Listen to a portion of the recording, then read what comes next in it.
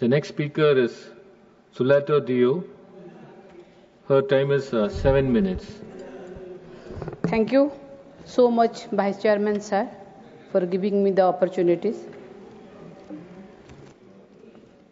अप्रैल 22 तारीख को बेशरन वैली में जो शर्मसार हरकत हुई, इससे इंसानियत भी मर गया।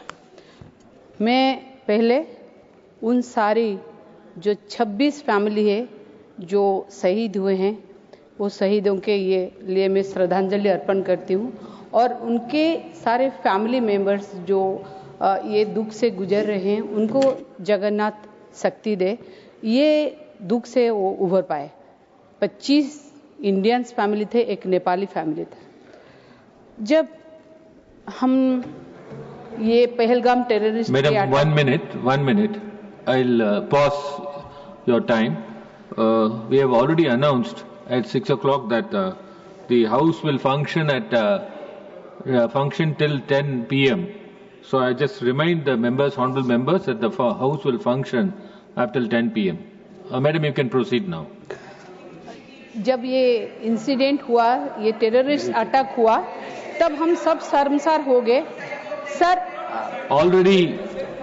Already it was announced at 6 o'clock. Excuse me, sir.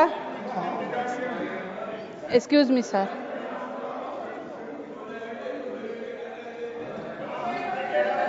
Sir, already it was announced at 6 o'clock. I am just reminding you, that's all. After sensing the feeling of the members in this house, it was announced.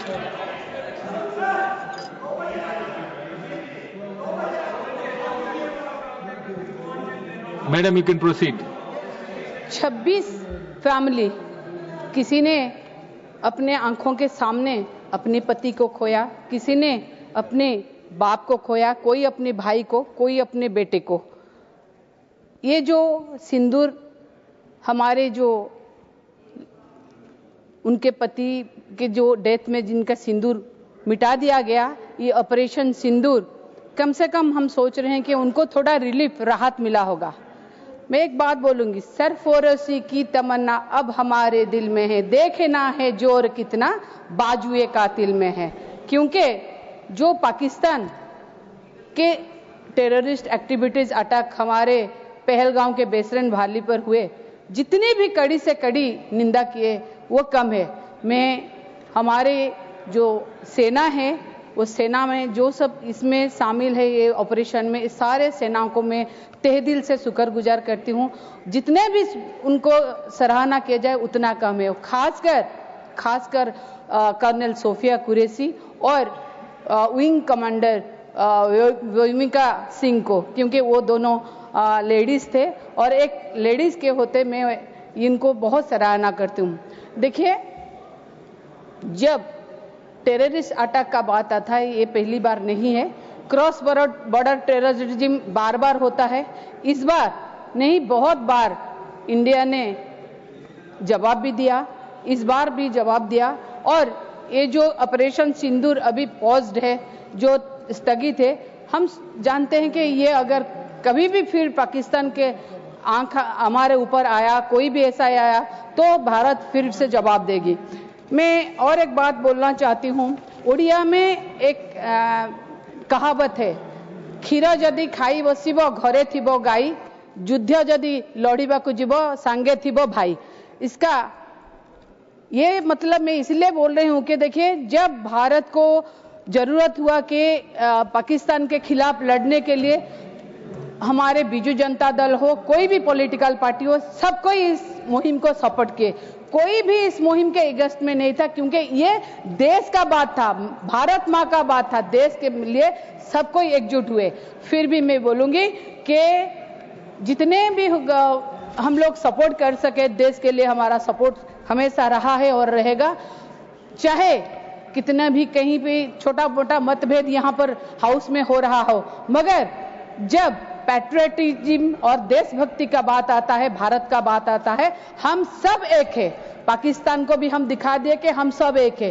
फिर भी अगर कहीं पर भी कोई लाप्सेस हुए, तो ये लाप्सेस आगे चल के कहीं ना हो, इसका ध्यान दिया जाए।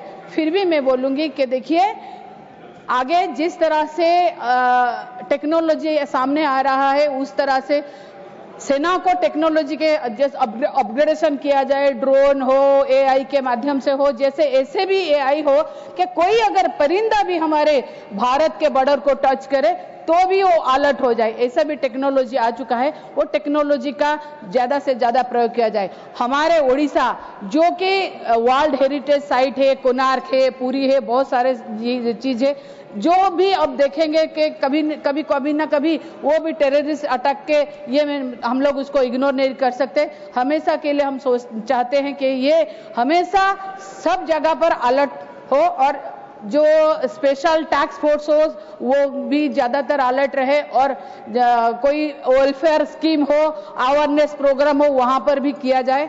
और एक बात है, मैं ये बोलना चाहती हूँ कि देखिए हम लोग जो बाहरी शत्रु है उनसे लड़ रहे हैं। हमारा देश गांधी और सुभाष बोस दोनों की ये पे चलता है। हमारे दिल में जितने मोहब्बत है दोस्तों के लिए उतनी ही ज्वाला है दुश्मनों के लिए, ये हम दिखा चुके हैं। और भी मैं बोलूंगी कि देखिए कि जब हम पाकिस्तान टेररिस्ट लड़ रहे हैं सिंदूर के लेके ऑपरेशन सिंदूर देके, मेरा ये रिक्वेस्ट रहेगा हमारे इंटरनल जो बाहर के शत्रु से लड़ रहे हैं, कभी इंटरनल शत्रु भी है, इंटरनल हमारे यहाँ में शत्रु है कि जो सिंदूर के ऊपर हम बात कर रहे हैं, क्योंकि मैं एक माँ हूँ, किसी की बीबी हूँ, मैं किसी की बेटी हूँ, किसी की बहन हूँ, तो मैं महिला होते मैं सोच सकती हूँ, समझ सकती हूँ भारत में, ओडिशा में कितने सारी महिला, कितने सारे गर्ल्स है जो जिनके ऊपर इतने सारे टॉर्चर्स होते हैं, उनका सिंदूर वैसे ही मिट जाता है, कोई सिंदूर पहन नहीं पाते।